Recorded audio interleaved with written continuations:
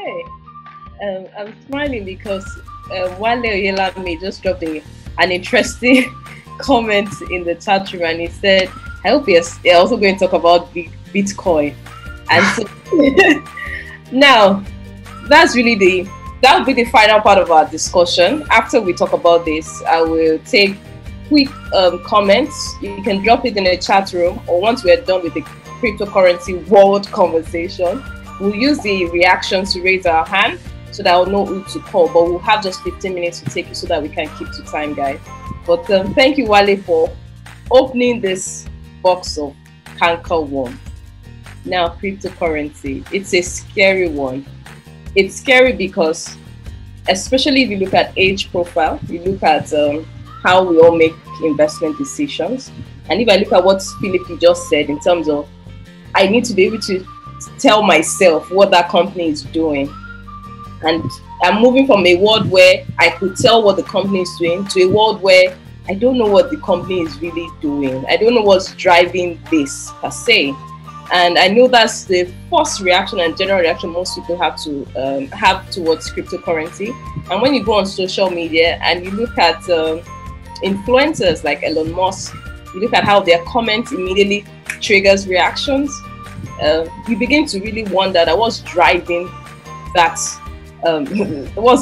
world. You know, it almost feels like a different world, but it's a real world, and it's one that a lot of people are conscious of and we're aware of. So I don't know who to start with.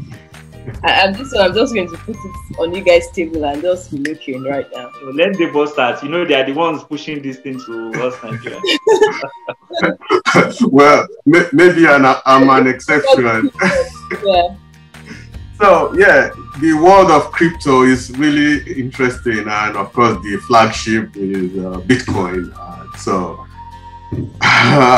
for me, I don't understand it. It is just crazy. I mean, one of the headlines I read when analysts and influencers, finance leaders, CFOs were giving their outlook of crypto or Bitcoin to be specific, I read the headline that says that the forecast value range from $0 to $600,000. I mean, that is too much of a spread to even understand, to think about what you want to do with it. There's no, from what I see today, there's no method of putting valuation on it. What people are just working with is just opinion.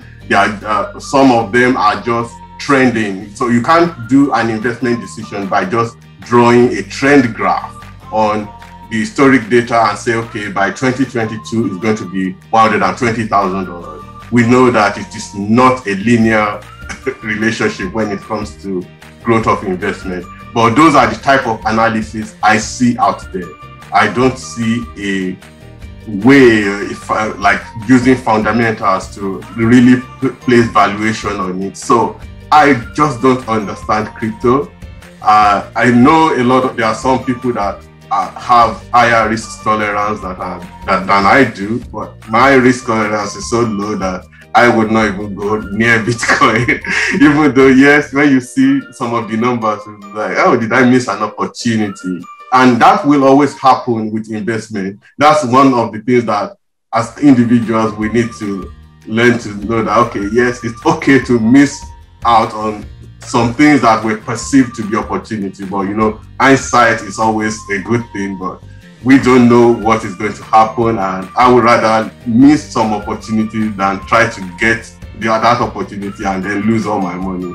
Because if something can drop those percentages that Bitcoin has been dropping, yes, there are some times that it will skyrocket to based on some funny news, like Elon Musk that you mentioned, trying to influence and say, I'm buying 1.5 billion and trying to get the market to like pump the market up.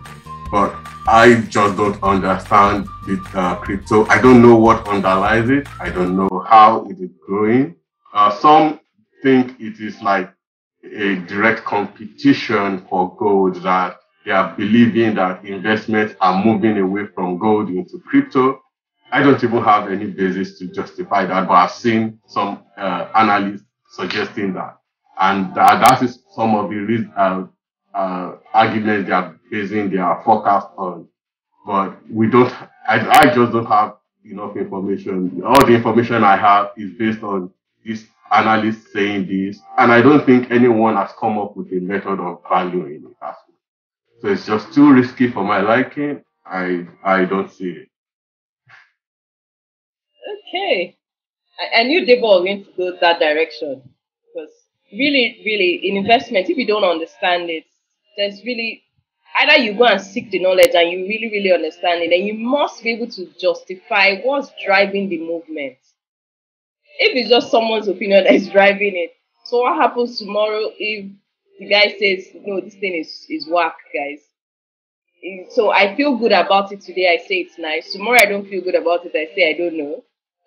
Philip, do you want to share your thoughts?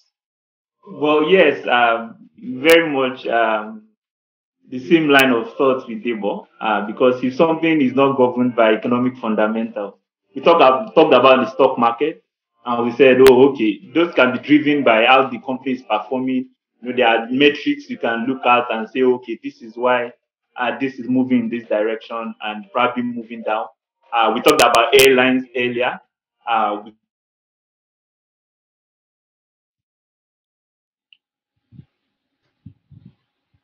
Okay. could see clearly that the airline was hit by the pandemic, and of course, there was go down based on market realities, things we could see.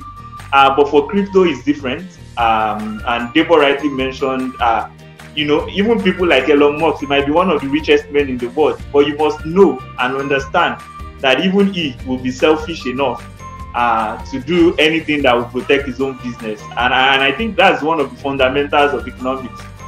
When Adam Smith, even the father of economics, will say that, oh, people acting independently, but for their own selfish interest, they can sometimes bring about the common good. But you cannot leave out the fact that, he might also be selfish, and whatever things he says to move the market might just be in his favor, pump it up a little, and probably, do all that just to get the market. Because I tried to look at, because recently, I think it was just in the past week, that Tesla decided to start accepting Bitcoin as a form of payment.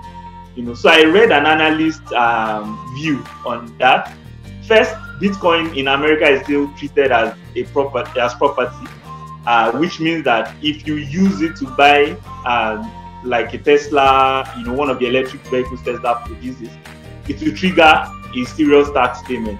I know probably Debo will tell us more about how big the impact will be. So the advice was even that as long as it's still being treated as property and not as a currency, then it's not even an option. Don't take your Bitcoin to go and buy a Tesla. But another thing which is very important is that Tesla reserves the right to determine if, for instance, you want to return, there's a return on the, and you want your money back, they reserve the right to pay you whatever they want. So even if you pay in Bitcoin and the value of Bitcoin has gone up, they will pay you the dollar value of the car, But if the price of Bitcoin has gone down, so they reserve the right. Whichever way the Bitcoin moves, we determine how much they pay you or how they pay you. So if Bitcoin has reduced in price, in value, they will pay you back your Bitcoin. But it has gone up, they will pay you back in the dollar terms, so that they don't lose that. So they gain in every way. So if you look at it closely, you see that nobody is actually, encouraging you to do Bitcoin because they feel it's good for you, but for their own personal interest. So that way they're able to hedge their volatility, because they know it's a volatile, it's very volatile. So if it moves down to zero and you want your money back, you understand? Let's say $1, they will pay you $1. I'm just saying. But what they are doing is that they are taking advantage of the system. But if you don't look closely, you think that they are trying to encourage the use of Bitcoin. They are trying to encourage, but every man is selfish, and you have to look beyond, what they profess, even if by their tweets or by what they say, and look closely at what they are trying to achieve.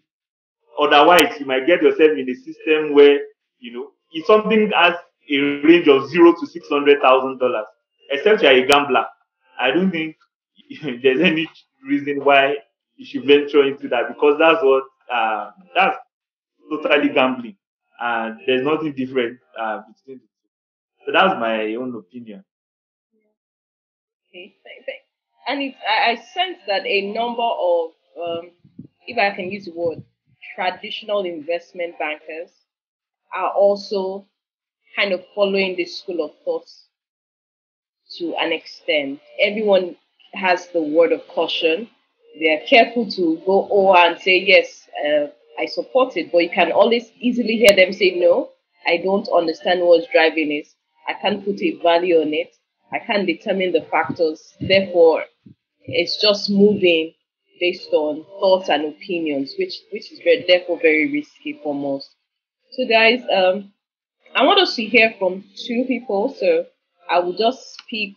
If anyone can use a reaction, so use your reaction to just raise your hand. Then we can just take quick feedback from two or three people so we can wrap up the discussion for today. We are right on time. So let me see if I have anyone's. So if you have any comments, just use the raise and symbol. I know we have a number of comments already going on in the chat room, which is good.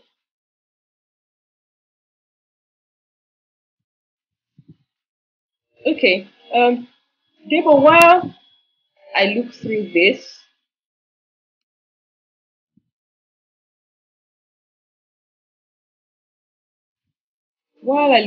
could you just share your final thoughts once more for Nigerians abroad looking to start something at home? Where should they start from? Yes. So I primarily look at two areas, like I said over the discussion. The stock market is open to us uh, largely, and we can do a lot of things from here without having to travel down to Nigeria.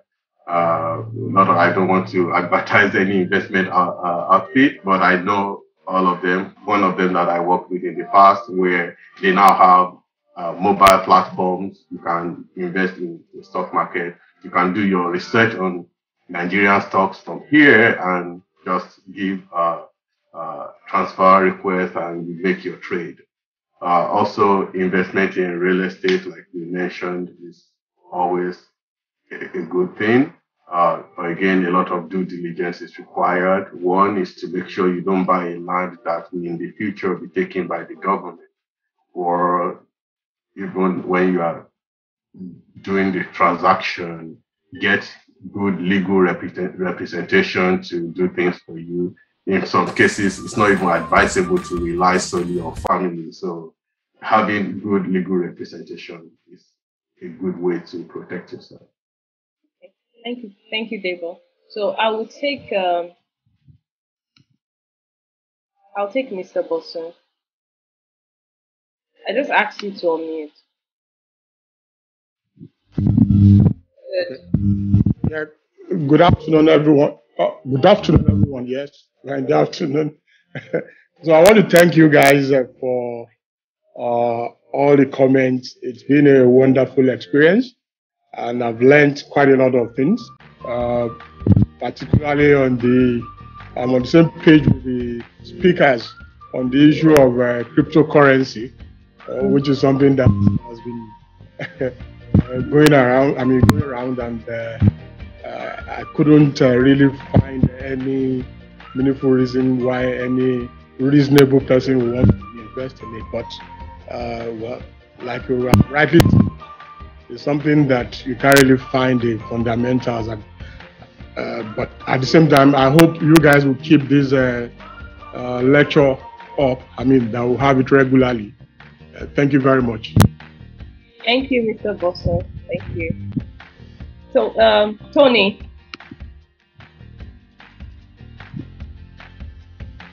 Hello, can you hear me? Clearly. Okay, thank you. So I kind of joined in late. Again, I guess the time difference in here. But I think from the little I have heard, I want to say you guys have done. I basically joined you on the cryptocurrency part. So I guess I would love to chip in some statement there.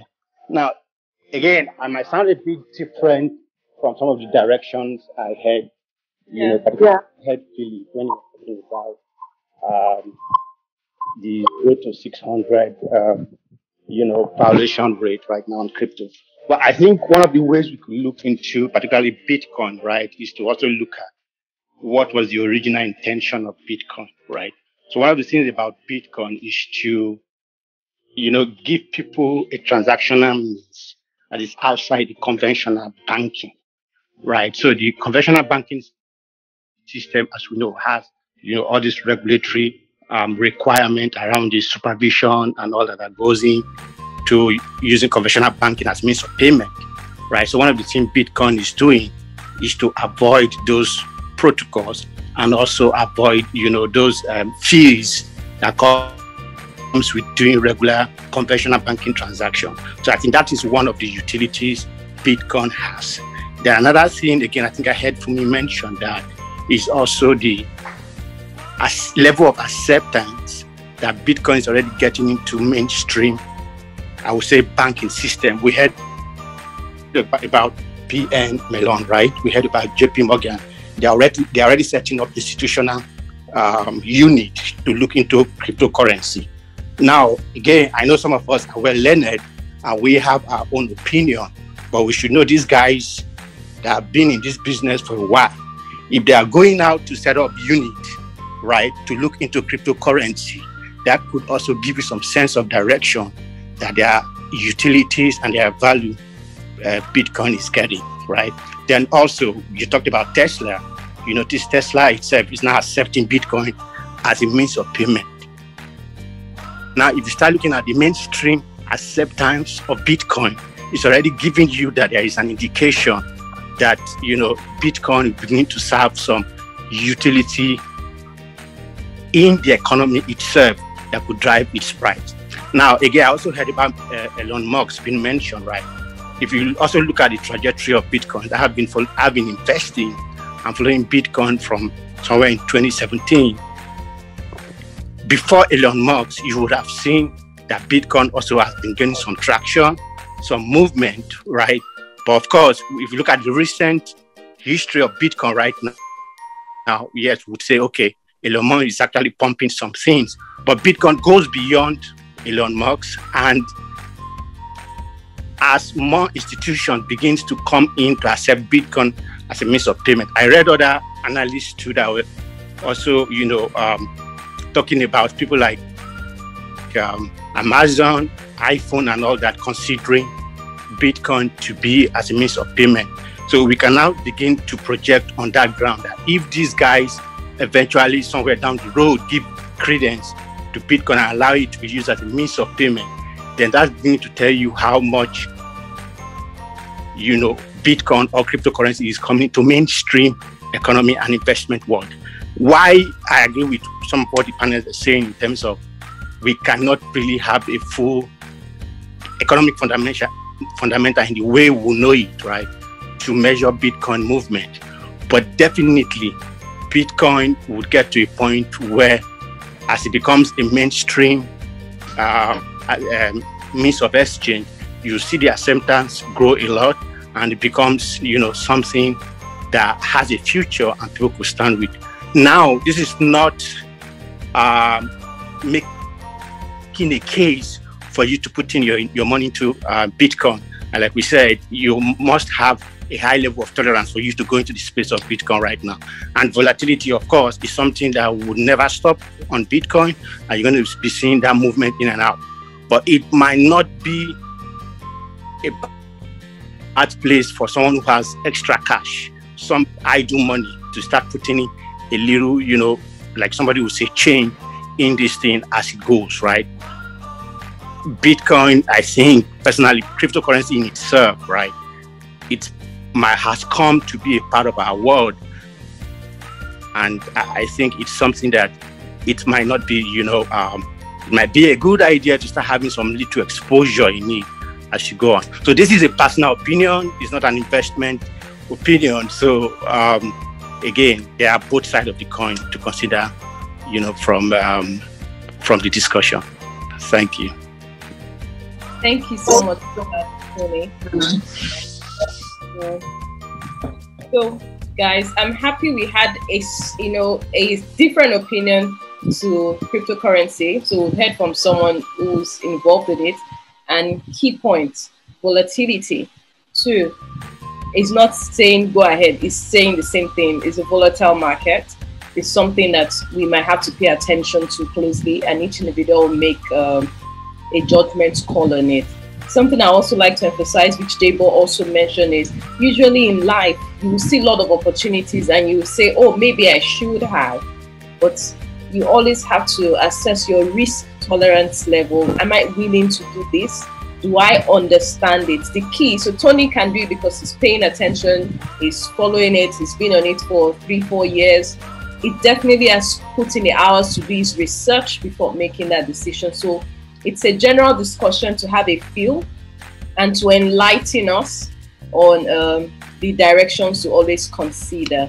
So guys, we'll slowly come to the end of this, our first live event on the global economic outlook. I'd like to say a very big thank you to Debo Alunge. Thank you, Debo. Thank you. Thank you. I would like to say thank you to Philip for having us. Okay, Philip, thank you so much. Guys, so on a weekly basis, you usually get newsletter from the research team of Ecofinar. They would generally share thoughts, recent updates, what you should be aware of, be it based, even if you're Nigerian in diaspora or you're back here at home. I think the information that usually will reach you are economic information, and there are tiny bits that you can quickly consume within a 5 minutes read. Even less than 5 minutes read, it should be done. So you still frequently get that. After this event, we'll share a feedback form just to guide our direction into the next live event. I'm happy Mr. Bosun really mentioned that already. And so, yes, we're going to have this again and again. And the purpose is to enlighten, is to have an open discussion on existing economic issues that we're facing. In no way are we recommending what sector or company to invest in. It's strictly a discussion forum where we take feedback, we give our response and opinion to questions. And yes, we usually also like to hear the other side of the conversation.